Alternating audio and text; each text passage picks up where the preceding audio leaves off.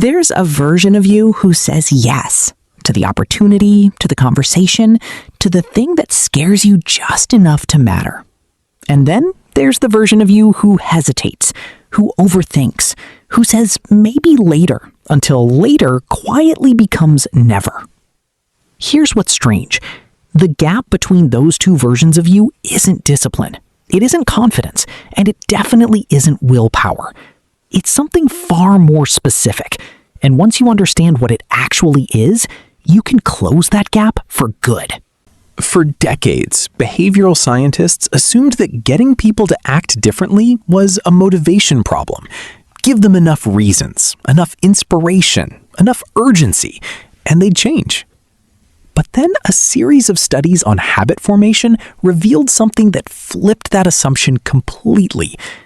The people who said yes most consistently, to growth, to action, to discomfort, weren't more motivated than anyone else.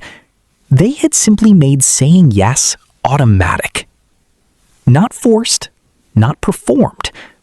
Automatic. And that changes everything about how we should be thinking about this.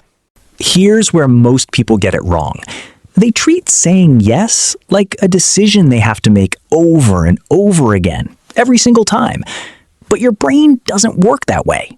Think about the last time you brushed your teeth. You didn't motivate yourself to do it. You didn't battle resistance. You just did it. That's because somewhere along the way, that behavior got encoded into your identity. You're not someone who tries to brush their teeth. You're someone who does. But here's the part most people miss. Identity isn't fixed. It's a story your brain keeps rewriting based on the evidence you give it. Every time you say yes, even to something small, you're casting a vote for a new identity. I am someone who says yes. And your brain? It takes notes. Picture this. Deep inside your brain, there's a structure called the basal ganglia. It's ancient, it's powerful, and its entire job is to convert repeated behaviors into automatic programs. When you do something once, your prefrontal cortex handles it. Slow, effortful, deliberate. But when you do it repeatedly, the basal ganglia steps in and says, I've got this. It wraps the behavior in a myelin sheath, a kind of neural insulation that makes the pathway faster, smoother, and cheaper to run.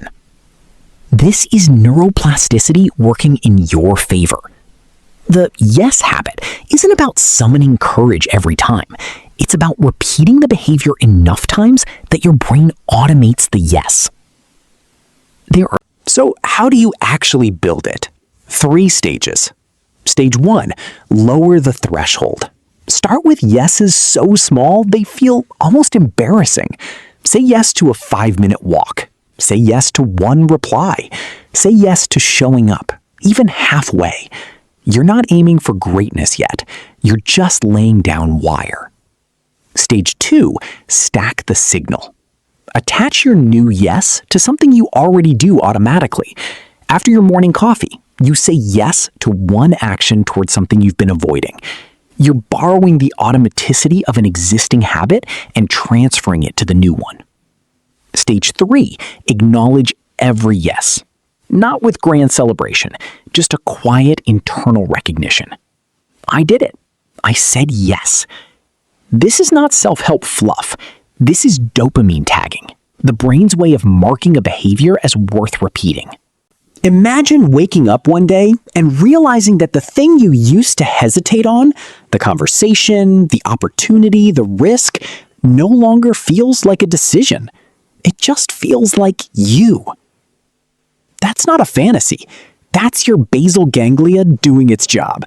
That's your identity, quietly rewritten by 1,000 small yeses you gave yourself permission to say. You don't become someone who says yes by forcing it. You become them by practicing it, until the practice disappears and only the person remains. You already know the yes you've been postponing. You don't need more motivation. You need a smaller starting point, a repeated signal, and the patience to let your brain do what it was always designed to do. Build the pathway. trust the process. Become the person who says yes, not because it's easy, but because it's automatic. That person is closer than you think. If this gave you a new way to think about change, subscribe. We go this deep every week. And if there's a habit you've been trying to build, drop it in the comments. Let's talk about what the science actually says.